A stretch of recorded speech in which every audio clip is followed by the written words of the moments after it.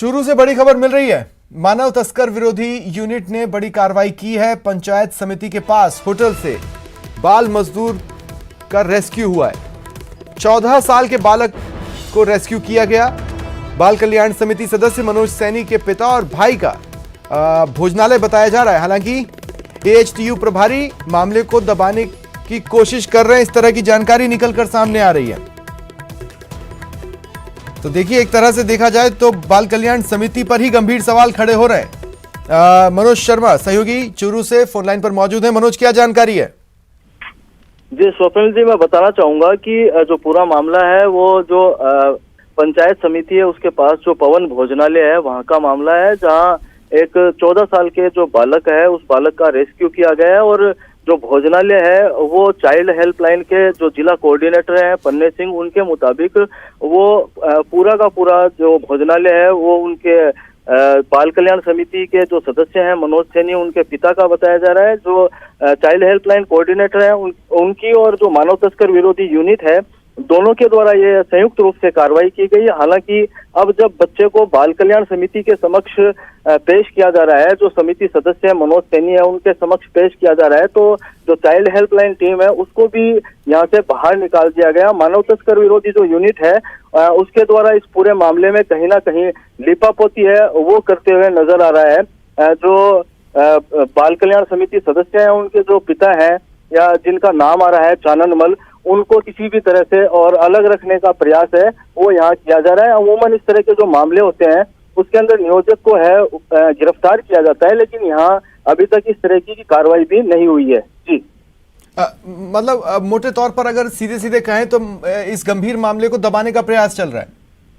जी बिल्कुल, अगर साफ तौर पर ये कहा जाए तो ये कह सकते हैं कि इस पूरे मामले को कहीं ना कहीं दबाने का प्रयास किया जा रहा है, लिपापोती करने का प्रयास किया जा रहा है। सबसे बड़ी बात यह है कि जो चाइल्ड हेल्पलाइन, जिस चाइल्ड हेल्पलाइन के द्वारा संयुक्त रूप से मानव तस्कर विरोधी यूनिट के साथ मिलकर कार्रवाई की गई, उस चाइल्ड हेल्पलाइन को भी और बाल कल्याण समिति से ये कहकर बाहर निकाल दिया गया कि आप बाहर जाइए। मेरे साथ रहे आप मेरे साथ बाल संरक्षण अधिकार आयोग की जो अध्यक्ष संगीता बेनीवाल जी फोन लाइन पर जुड़ रही है। संगीता बेनीवाल जी, स्वागत है आपका न्यूज 18 राजस्थान पर। जी संगीता जी, इस खबर के बारे में आपको जानकारी मिली चूरू से जो खबर आई है?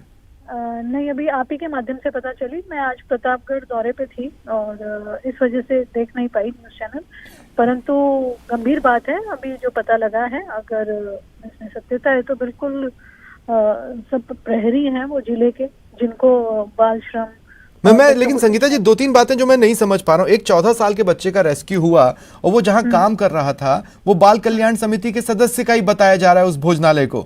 दूसरी बात ये कि आखिर फिर इस मामले, ये इतना गंभीर मामला है, इसको दबाना क्यों? नहीं, ऐसे मामलों को बिल्कुल दबाना नहीं चाहिए। और फिर चाहे वो बाल कल्याण समिति का सदस्य ही क्यों ना हो, अगर उनके द्वारा भी ये हुआ है तो बिल्कुल गंभीर बात है। इसकी मैं बिल्कुल जांच करवाऊंगी और पूरे मामले की जानकारी लेंगे और इस मामले को गंभीरता से लेंगे। जैसे बाकी जगह भी बच्चे, अगर हमारे नाबालिग बच्चे मिलते हैं, उनका रेस्क्यू होता है, तो बिल्कुल इसमें भी उसी गंभीरता के साथ कार्य किया जाएगा। बिल्कुल, क्योंकि अब देखिए हो क्या रहा है ना कि अगर बाल कल्याण समिति की कार्यशैली पर सवाल उठ रहे हैं, बाल कल्याण समिति के सदस्य पर सवाल उठ रहे हैं, अब ऐसे में सवाल तो ये बनना चाहिए था कि भाई जो जिम्मेदार है उन पर कार्रवाई कब होगी। लेकिन यहाँ तो पता चल रहा है कि अगर मामला दबाया जा रहा है तो फिर वो सवाल ही नहीं बचता कि कार्रवाई होगी भी नहीं। इस तरह का कोई मामला दबाया नहीं जाएगा और अगर वाकई में बाल कल्याण समिति के सदस्य के वहाँ पे है तो ये दुर्भाग्यपूर्ण है और जो भी उचित कार्रवाई होगी जरूर की जाएगी। ठीक है संगीता जी, बहुत बहुत शुक्रिया आपका। तो न्यूज 18 राजस्थान पर संगीता बेनीवाल, उन्होंने ये कहा है कि जो भी इसमें मामले में दोषी होगा उस पर कार्रवाई होगी ही होगी। मनोज, मेरे साथ आप बने हुए हैं। जी मनोज, कहाँ पर है ये बच्चा, अभी कहाँ का रहने वाला है, कैसे यहाँ पहुंचा, इस बारे में भी कोई जानकारी साझा की गई या नहीं की गई? जैसा कि बच्चों के मामले को गोपनीय रखा जाता है, उसके नाम और एड्रेस को नहीं बताया जाता है, उसी तरह से जो ये बाल श्रमिक है हालांकि चूरू का ही रहने वाला ये बताया जा रहा है। और ये इस बच्चे को इस भोजनालय में बहुत ही कम रुपए के अंदर रखा गया था। उसका जो शोषण है वो भी यहाँ आर्थिक रूप से किया जा रहा था। सबसे बड़ी बात जो जैसा कि मैंने पहले भी बताया कि जो चाइल्ड हेल्पलाइन जिसके द्वारा संयुक्त रूप से कार्रवाई की जाती है उसको ये कहते हुए और बाल कल्याण समिति से बाहर का रास्ता दिखा दिया जाता है कि हमें कुछ निजी बातें करनी है। ये जो चाइल्ड हेल्पलाइन के कोऑर्डिनेटर हैं उनके द्वारा स्पष्ट तौर पे ये बात कही गई है, जो कि अपने आप में बहुत बड़ा सवाल खड़ा करता है। बिल्कुल, आखिर क्यों जिन लोगों की वहां पर मौजूदगी होनी चाहिए उन्हें क्यों ऐसा आप क्या गोपनीय करने वाले हैं कि उससे दूर रखा जाए? ये बेहद गंभीर सवाल है। बहुत बहुत शुक्रिया फिलहाल जुड़ने के लिए मनोज, आप नजर बनाए रखें। और रुकते हैं एक ब्रेक के लिए।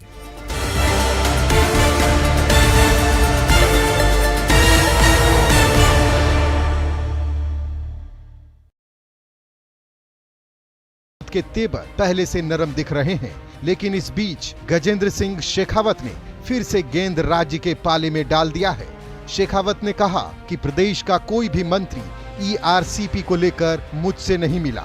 ईआरसीपी का समाधान राजनीति से नहीं मिलकर निकालना होगा। देखिए, मुझे लगता है कि इस प्रस्ताव की आवश्यकता नहीं है और मैंने आज मंत्री जी से भी इस बात का आग्रह किया है कि हम इसमें राजनीति को अगर नहीं छोड़ेंगे तब तक और समस्या के समाधान की दिशा में नहीं जाएंगे तब तक इसका कुछ नहीं हो पाएगा। मैं राजस्थान सरकार को इस बात का विश्वास दिला सकता हूं कि अगर ये इसका 2 लाख हेक्टेयर का जो है ये सिंचाई का जो इन्होंने प्रपोजल दिया इसको विड्रॉ करके इसको 75% पे बनाएंगे तो भी हम भारत सरकार में इसको नियमों में जो है इसको एडजस्ट करके इसको राष्ट्रीय परियोजना का दर्जा दे सकते हैं। उस दिशा में हम विचार करेंगे, सहजता से विचार करेंगे, तत्परता से विचार करेंगे, शीघ्रता से विचार करेंगे। आज तक ईआरसीपी को लेकर के आज तक भारत सरकार के मेरे कार्यालय में आज तक राजस्थान के किसी मंत्री ने आकर के बात नहीं की। जहां तक मध्य प्रदेश का विषय है, मध्य प्रदेश सरकार ने ऑलरेडी राजस्थान सरकार को भी आपत्ति दर्ज कराई है और भारत सरकार को भी आपत्ति दर्ज कराई है कि आप 50% डिपेंडेबिलिटी पर परमिशन नहीं देंगे। यदि देंगे तो हम भी 50% पर प्रोजेक्ट बनाएंगे तो राजस्थान को आज जितना पानी मिल रहा है वो भी नहीं मिलेगा। ईआरसीपी को राजस्थान की पूर्व मुख्यमंत्री वसुंधरा राजे ने शुरू किया था। इस प्रोजेक्ट के जरिए पार्वती, काली सिंध और चंबल नदियों को जोड़ने की योजना बनी थी। नहरों का जाल बिछाकर इस प्रोजेक्ट के जरिए राजस्थान के पूर्वी हिस्से के 13 जिलों को लाभ पहुंचाने का प्लान है, लेकिन 13 जिलों का भविष्य सियासी घमासान में फंसा है। कांग्रेस पहले ही कह चुकी है कि वो ईआरसीपी को चुनावी मुद्दा बनाएगी और बीजेपी भी इस मुद्दे को लेकर अब फ्रंट फुट में आने की तैयारी कर रही है। Bureau report, news 18 network.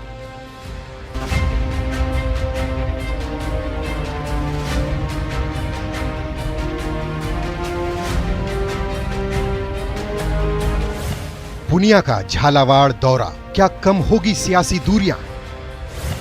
2 साल बाद झालावाड़ का दौरा, आलाकमान का संदेश या संगठन की मजबूती के संकेत?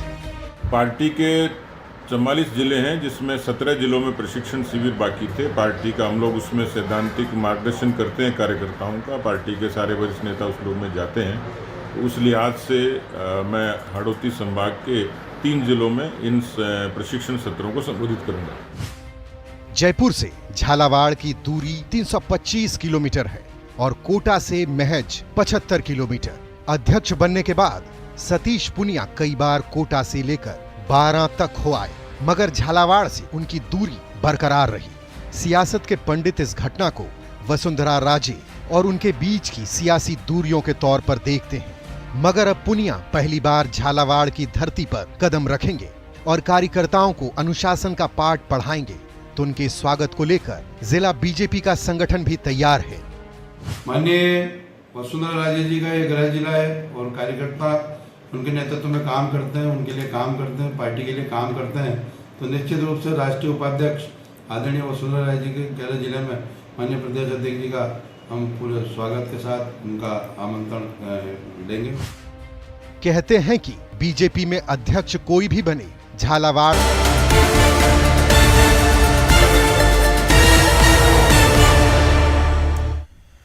शिक्षा विभाग से जुड़ी बड़ी खबर है। भीषण गर्मी को देखते हुए नौनिहालों को राहत दी गई है। सरकार ने विद्यालयों का समय बदलने और अवकाश के लिए कलेक्टर्स को पावर दिया है।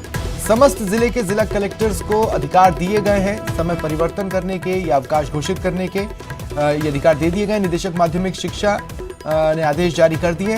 जिला शिक्षा अधिकारियों से समन्वय कर फैसला जिला कलेक्टर ले सकेंगे।